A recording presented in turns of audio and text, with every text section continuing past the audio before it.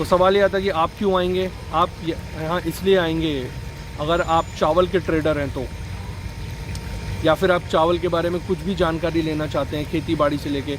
I have seen in Gondia में यहाँ John Deere के ट्रैक्टर भी सेल हो रहे हैं। यहाँ पर इंटरनेशनल टूल्स, कंबाइनर हो गया, आपका हार्वेस्टर हो गया, आपका बेसिकली जो जुताई के लिए जो प्रिपरेशन, जो लैंड की प्रिपरेशन होती है बुआई से पहले, वो सब हो गया, फर्टिलाइज़र डालने का हो गया, सारी चीज़ें कुबोटा से लेके जॉन डियर से लेके सारे ट्रैक्टर्स और सारी इंटरनेशनल मशीनरी यहाँ पर यूज़ हो रही है। So it's pretty advanced in those terms. मैं ये नहीं कहना चाहूँगा कि यहाँ के सारे किसान वो यूज़ कर रहे हैं, बट यूज़ हो रहा है। और काफ़ी स्मॉल लैंड होल्डिंग्स भी हैं यहाँ पर, और ये पूरा एरिया एक्चुअली आदिवासी एरिया में आता है, तो जिसको हम ट्राइब्स कहते हैं, tribes of India, original tribes of India, Adivasi क्षेत्र, आदिवासी वर्ड ही यहाँ पे यूज़ होता है। तो सारे गांव आसपास की, इसमें गोंदिया डिस्ट्रिक्ट में 6 तालुका हैं, 6 तालुका जिसे हम नॉर्थ में तहसील कहते हैं, वो यहाँ तालुका कहा जाता है महाराष्ट्र में। सो 6 तालुका हैं, और हर तालुका में मोटा मोटा आई थिंक 20-25 गांव आप मान के चल सकते हैं। तो 100-150 गांव हैं डिस्ट्रिक्ट गोंदिया में, गोंदिया शहर के अलावा। तो स्मॉल होल्डिंग्स हैं। मैंने काफ़ी ट्रैवल किया है गांव पिछले कुछ दिनों में, गांव के एरियाज़ में यहाँ पर।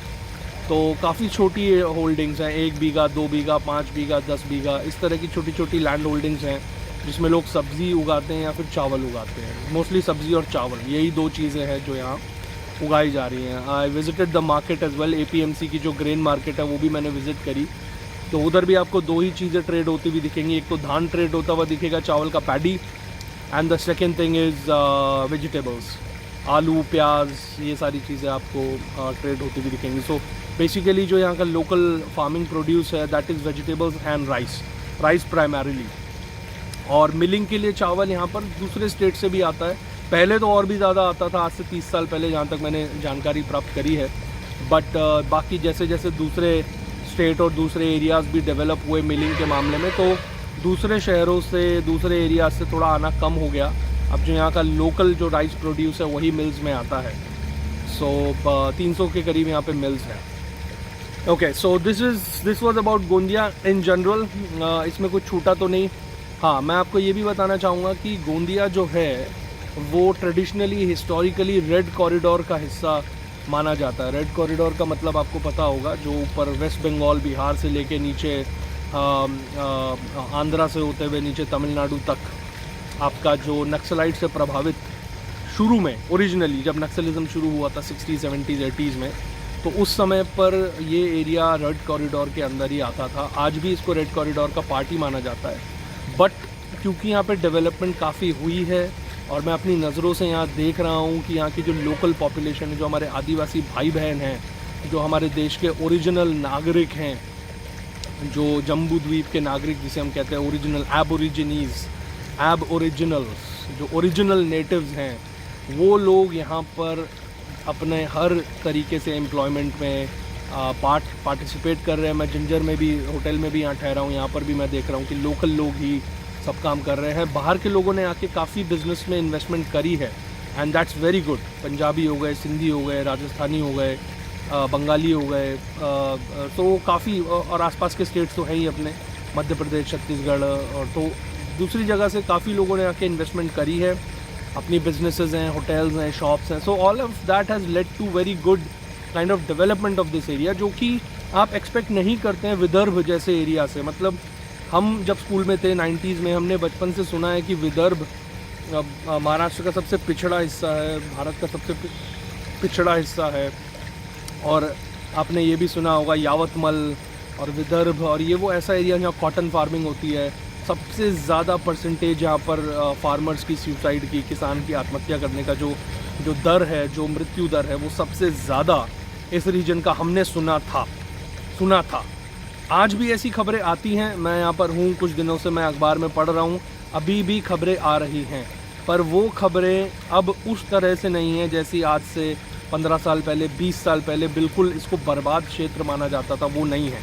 और ये मैं अपनी आंखों से देख रहा हूँ कि अच्छी खासी डेवलपमेंट है, लोगों में एक उत्साह है, लोगों में एक जिसे आप कहते हैं पॉजिटिविटी है लाइफ के प्रति, और शहर डेवलप हो रहा है। आई मीन विदर्भ से मुझे ये एक्सपेक्टेशन नहीं थी कि मैं विदर्भ आऊँगा और मुझे यहाँ bobcat cafe, Khalsa cafe, hip hop cafe, this that, और पूरा एक Eiffel tower, mini Eiffel tower, और पूरी एक यंग पॉपुलेशन, डायनामिक छोटा सा शहर, 300 चावल के मिल, और लोग आ रहे हैं जा रहे हैं, मतलब इस तरह की चीज़ें। और सबसे खास बात expressways, highways, expressways, rail road, airports, इतना डेवलपमेंट मैंने एक्सपेक्ट नहीं किया था। ये वो विदर्भ या वो यावतमल, ये वो नहीं है वो डिप्रेसिंग न्यूज़ जो हम सुनते थे। आज मैं यहाँ बैठा हूँ, आप देख सकते हैं मैं किन कंडीशंस में बैठा हूँ, और कितना प्यारा है। मैं अभी थोड़ा सा टूर भी आपको होटल के कैंपस का दूंगा। There is a nice place outside and everything.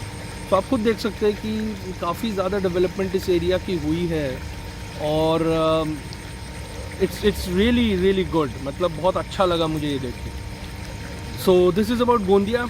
फिर से मैं आपको दोहराना चाहूँगा, गोंदिया है ये डिस्ट्रिक्ट जो विदर्भ रीजन में आता है, महाराष्ट्र के जो ईस्टर्न मोस्ट पार्ट है महाराष्ट्र का, और ये ट्राई स्टेट बॉर्डर है।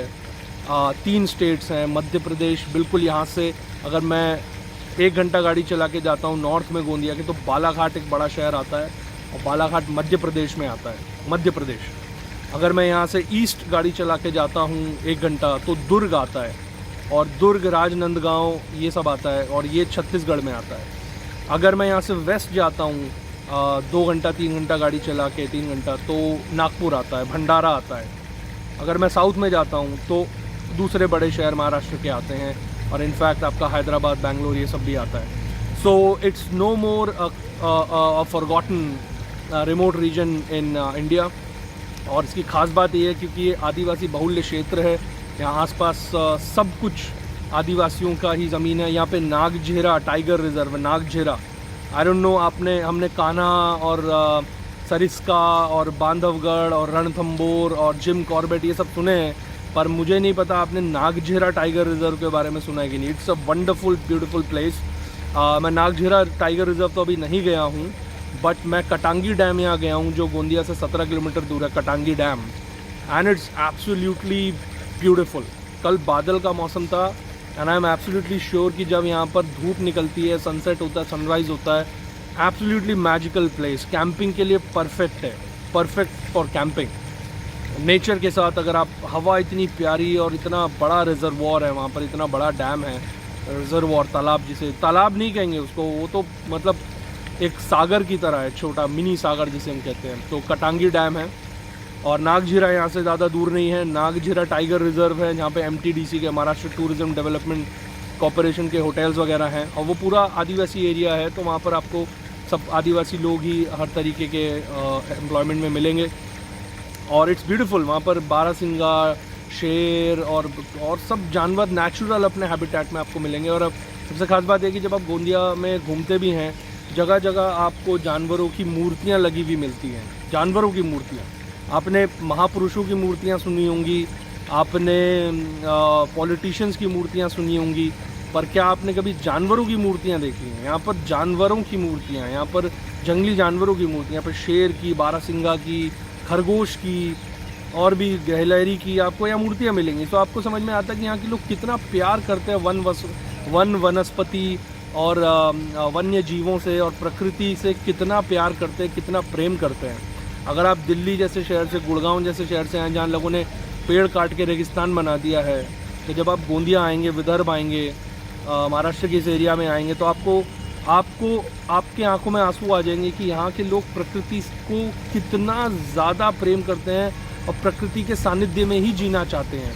हर जगह आपको पेड़ लगे हुए, आपको मेरे पीछे भी देख रहे होंगे कितनी हरियाली है, और ये चीज़ आपको हर जगह मिलेगी। जहाँ भी डेकोरेशन का ऑप्शन है, यहाँ पर लोगों ने प्रेफर किया है कि वो बैम्बू या फिर पत्तेदार, जो छांवदार जो पेड़ हैं, उनसे डेकोरेशन करें, ना कि फेक कैनोपीज़ लगा के, नकली प्लास्टिक, लकड़ी, मेटल लगाने के बजाय पेड़ लगाने को ये ज़्यादा प्रेफर करते हैं, जिससे कि एक नेचुरल कैनोपी बनी रहे और एक शीतलता का भी अनुभव हो। So this is it. अब सवाल ये आता है कि हम यहाँ पे किस लिए आए हैं। हमारे आने के यहाँ पर 2 कारण हैं। एक कारण तो जैसा कि मैं आपको बता चुका हूँ, ये राइस सिटी है, so we export rice from Gondia to Russia, क्योंकि रशिया में जैसा आप जानते हैं चावल होता है पर उतना नहीं होता है, और उनकी चावल की क्वालिटी भी अच्छी नहीं है, बट वहाँ चावल को बहुत पसंद करते हैं लोग। चावल का कंजम्पशन भी अच्छा खासा है. So we export rice from here, we export paddy from here. यहाँ से पैडी ले आके उधर मिल्स में मिल्स में मिलिंग होती है वहाँ पर, और मिल्ड राइस भी हम लोग यहाँ से ले जाते हैं.